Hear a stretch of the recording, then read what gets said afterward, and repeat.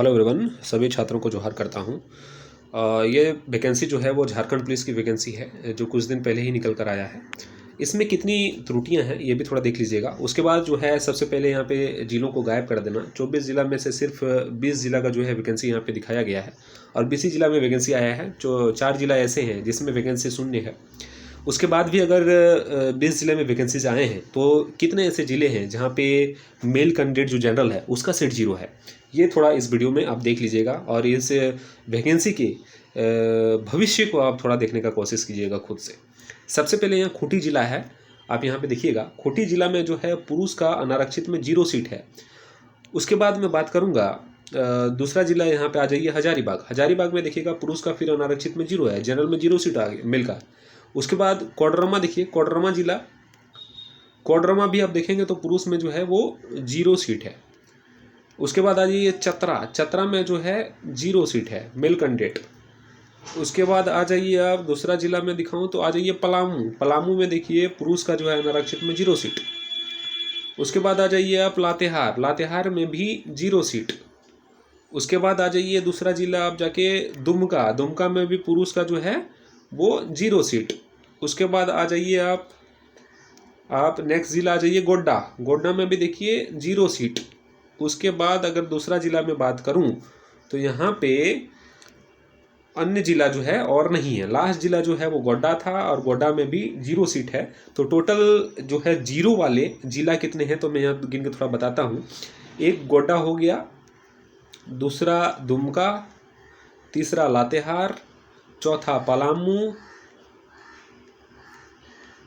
पांचवा जो है आपका चतरा, छठा कोडरमा, सातवां हजारीबाग और आठवां आपका खूंटी।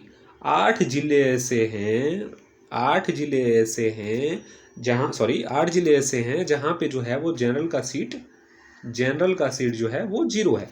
आप समझ सकते हैं कि 20 जिला में से 8 जिला जो है वो यहाँ पे 0 सीट लेकर जनरल मेल कैंडिडेट का आया है। तो जनरल वाले छात्र जितने भी मेल कैंडिडेट हैं वो सब थोड़ा इस वैकेंसी की जो है वो परिभाषा खुद से लिखने का कोशिश कीजिएगा कि क्या स्थिति यहाँ पे हो गया है। और एक इतना बड़ा आयोग जहाँ से पूरा झारखंड का जो है वो भविष्य निर्धारित किया जाता है, उसमें अगर इतना बड़ा चूक है तो आप समझ सकते हैं कि क्या स्थिति है। आयोग तो ये नहीं बोल सकता कि जनरल का सीट नहीं था इसलिए जो है मैंने सीट नहीं दिया, क्योंकि ये फिर आरक्षण के विरुद्ध हो जाएगा। क्योंकि आरक्षण जो है जनरल से परिभाषित किया जाता है। अगर जनरल में 100 सीट होता तब जाके कैटेगरी वाइज जो भी SC ST OBC EWS इसके बाद से बढ़ते हैं। 100 सीट अगर इसका है तो इस हिसाब से 10 सीट EWS को मिलता, लेकिन पता नहीं किस हिसाब से इस कैटेगरी को यहाँ पे ऐड किया गया है। ये तो समझना बहुत मुश्किल है, लेकिन आपको समझना पड़ेगा और एक रणनीति के तहत जो है आयोग से इस वैकेंसी में करेक्शन करवाने का प्रयास करना पड़ेगा, क्योंकि ये वैकेंसी सक्सेसफुल होता हुआ दिख नहीं रहा है। अगर ये वैकेंसी आगे बढ़ भी जाता है तो ये कोर्ट के केस में फंस जाएगा और फिर वही हाल होगा जो 2015 वाले कैंडिडेट के साथ होते आ रहा है। तो बेहतर यही होगा कि इस वैकेंसी पर विशेष ध्यान न देते हुए इस वैकेंसी को सुधरवाने पर जोर देना आप लोगों को चाहिए सबसे पहले। उसके बाद अगर वैकेंसी सुधर जाता है उसके बाद आगे की प्रक्रिया आपको जैसे एग्जामिनेशन हो और जो भी तैयारी करना पड़ता है फिजिकल वगैरह का, उस पर आपको ध्यान देना चाहिए। लेकिन अगर वैकेंसी इस हिसाब से रह गया जो अभी वर्तमान में है तो ये वैकेंसी 100% जो है वो कोर्ट के शरण में जाने वाला है और कोर्ट से फिर इस वैकेंसी को खारिज कर दिया जाएगा। उसके बाद सरकारें बदल जाएगी और सरकारें बदलेगी तो फिर इलेक्शन 4 साल बाद आएगा, उसके बाद से जो है ये वैकेंसी फिर से आएगी।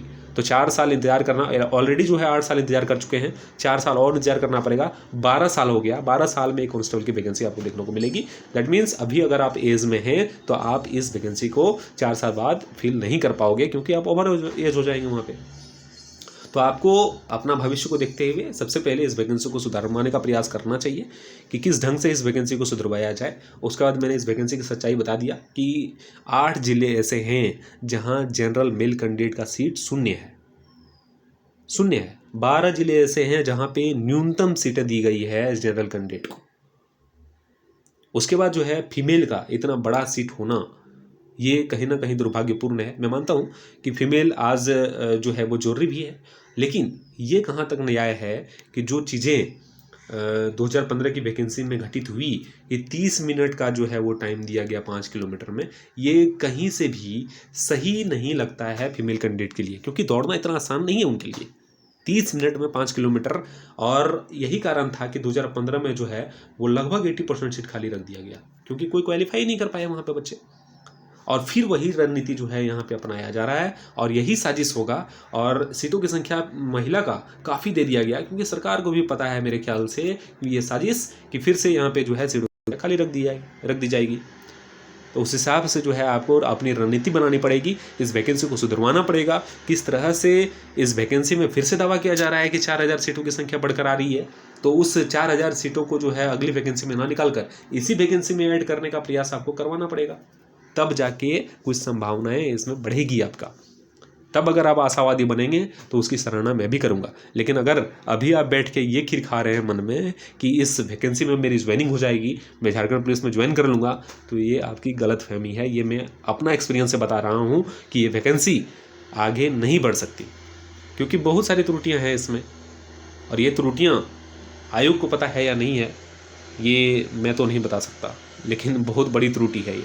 उसके बाद प्रोस्पेक्टिव जो निकाला गया है, विज्ञापन जो निकाला गया है प्रोस्पेक्टस में, जो है इसमें करीब करीब 10 गलतियाँ, इस तरह की गलतियाँ यहाँ पे हैं, जिसको भी सुधारा अभी तक नहीं किया है, क्योंकि वैकेंसी निकालने में काफ़ी दिन हो गए हैं। करेक्शन तो कर लेना चाहिए, लेकिन आयोग की नज़र में ऐसी गलतियाँ है ही नहीं। अब इसका भविष्य क्या हो ये आपके हाथ में है। इस वैकेंसी को सुधरवाना है या फिर कोर्ट केस में ले जाना है। इस चैनल पर अगर नहीं है तो उनको सब्सक्राइब कर लीजिएगा, बेल आइकन को दबा लीजिएगा।